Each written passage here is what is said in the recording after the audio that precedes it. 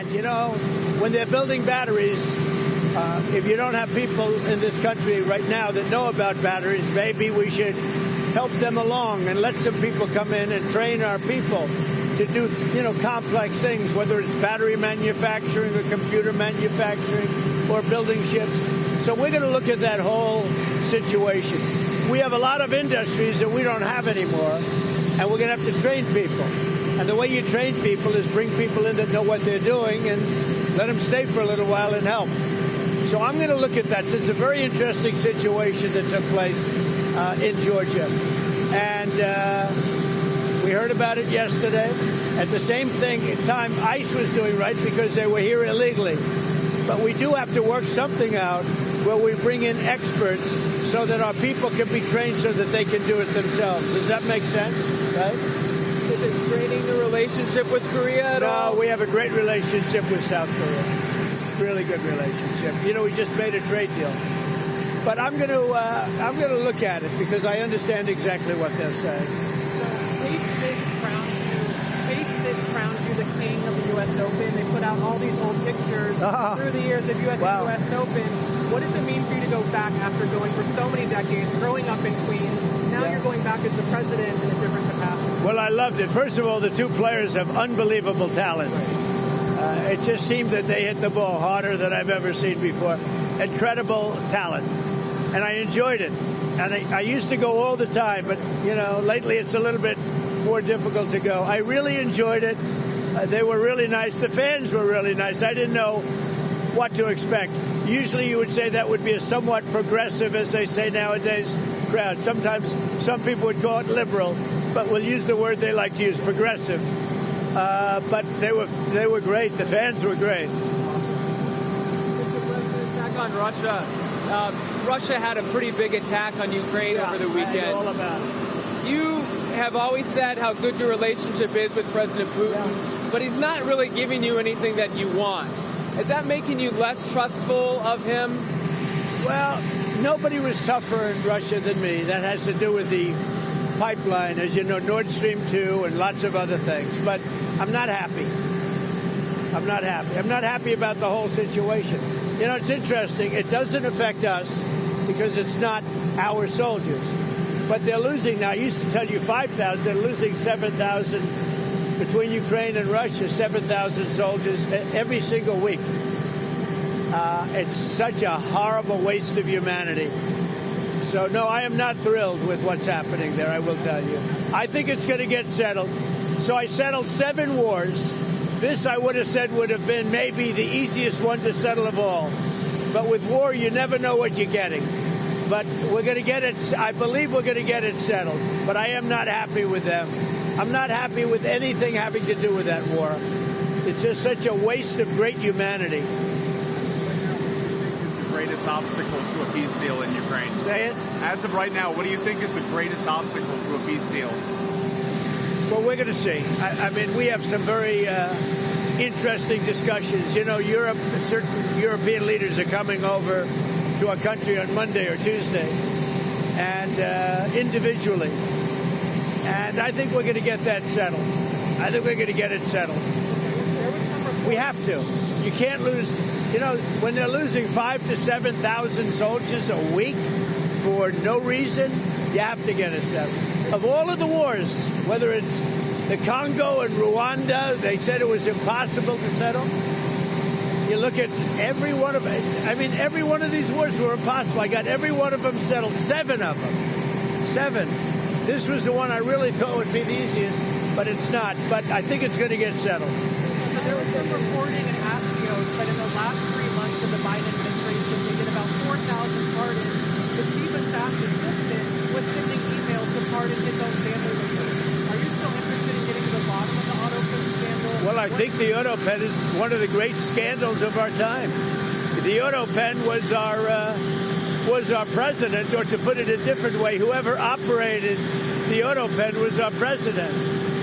It's not allowed. It's just not allowed.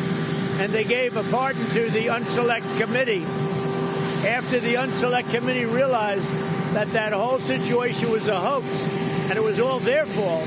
including Nancy Pelosi turning down security and all, turning down soldiers. It all came out bad for them. They burned everything. They got rid of everything. There's absolutely nothing there. It's all gone. And that was based on an auto pen. They gave those members of Congress that were on the unselect committee, they gave them pardons. What do you think? So I think it's a tremendous scandal. What do you think the media would say if you pardoned your kid your last day in office via an auto pen? Don't you think the media would go? Well, I think it would have been a big story. A big story. Would have been. I like this guy. He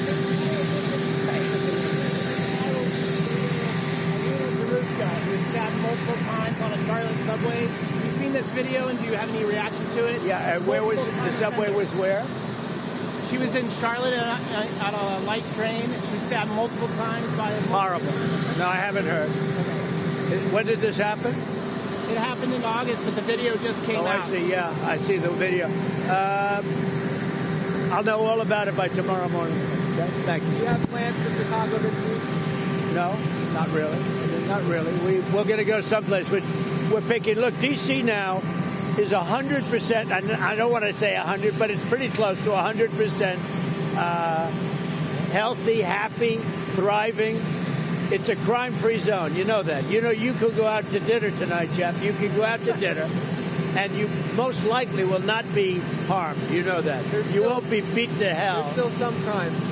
There's still some crime. Very little. And within a week, there will be nothing. Do you agree with me? I feel much safer walking around. I can't fight them. No, it's a safe place now.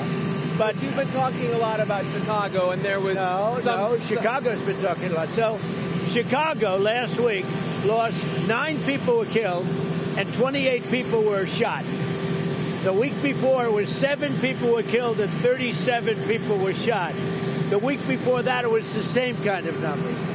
Chicago is a very dangerous place, and we have a governor that doesn't care about crime. I guess we could solve Chicago very quickly, but we're going to make a decision as to where we go over the next day or two. When you look at what happened to D.C. in a short period of time, honestly, it's amazing. Over a period of 12 days, in other words, on the 12th day, we had the crime just about solved. And right now, people are walking down. They're going out right now to restaurants all over D.C., whereas if you go back a year ago or 6 months ago, nobody was going out. Nobody. We did it in 12 days. Now it's better than it was in 12 days. We'll make it even better, and then we're also going to clean it up. We're going to clean up the city. We're going to make some great improvements to the roads, to the medians, to all of the signs. You got signs that have been up for 30, 40 years. They're worn out. They look like hell. We're going to redo the signs. We're going to put up new signs. It's going to look beautiful. Within a 6-month period, it'll look really beautiful. But you have essentially a crime-free zone. I mean, here we are on a nice Sunday evening. If you'd like, it feels like Saturday, actually. If you like, you could go out and you could have dinner on me, but you wouldn't do that. But you could have dinner on me if you'd like. Go ahead. What else? When do you plan to speak to President Putin next? And what Very soon. Over the next couple of days. Look, we're going to get it done. The Russia-Ukraine situation, we're going to get it done. I have confidence we're going to get it done. Think of it. I got 7 done, all of which were impossible to do. If you look at any one of the 7, you know them. I don't have to go through them. Many of them were impossible. One was 31 years, 10 million people killed. One was 34 years with 8 million people killed. How about the Congo? They lost 9 million people, and it went on for years with Rwanda. All settled. Everybody happy. The one that I thought would have been, for me, the easiest, because of Putin, I thought that would have been, it's not turned out that way, but we're going to get it settled. You brought him in to discuss the Gaza issue and help make peace in Gaza. What's some of the advice he's giving to you, and why did you bring him back in to work on this deal? I think we're going to have a deal on Gaza very soon. It's a hell of a problem. What gives you Again, it's a problem we want to solve for the Middle East, for Israel, for everybody. But it's a problem we're going to get done So they have hostages. It could be a little bit less than 20 because they tend to die, right? They tend to die. Even though they're young people largely, they're dying. Young people don't die. Young people stay alive. But with this whole thing, they tend to die. But we have, let's say, 20 people, and we have about 38 bodies. Bodies, meaning bodies. Are you confident you can get them all released? Yeah, I think so. I think we're going to get them all. Did you see the turnover of the Japanese Prime Minister stepping down? Do you have any reaction to that? No, I was surprised because I knew him. I liked him. And he's just now stepping down. A little bit surprised. I found him to be a very nice man, actually. We dealt very well together. Mr. President, the price of beef continues to rise and other items keep going up. Is there any way to address the cost of beef? Yeah, once it kicks in, once our policies kick in, the price of beef will be going down, just like the price of eggs went down and the price of a lot of other grocery items went down. Beef will go down. It'll all go down. Energy has gone way down. The price of gasoline has gone really, I think you'll be hitting $2 very soon. And it was $4.50 a little while ago. So energy's gone way down. That brings everything else with it. But beef has gone, as you know, for other reasons. The price of beef has gone up a little bit. It'll be coming down. Before you went to Alaska, in the Oval Office, you said that the First Lady expressed she wasn't too enamored with Putin. You said you came home, you said you spoke to Putin. She said, well, I heard he just blew up a village today. Has she expressed anything since you've come back? No, the First Lady actually got along great with Putin, right, as I did. But, we're disappointed. Both of us are disappointed that this ridiculous war continues. Are you proud to see her sending the letter that she sent? Yeah, she is. And she's felt very strongly about the children. Yeah, feels very badly about it. Thank you, everybody. Thank you. Do you have plans to go to Japan and South Korea this fall? What does that mean? Or do you have plans to go to South Korea? Maybe. We'll see. But it's going to be very interesting what comes out. I think we may have learned something because when they come here and there's nobody that can do what they're supposed to be doing and they bring people, those people can also teach our people. It's complicated stuff. And something very interesting could come out of that. Thank you, everybody.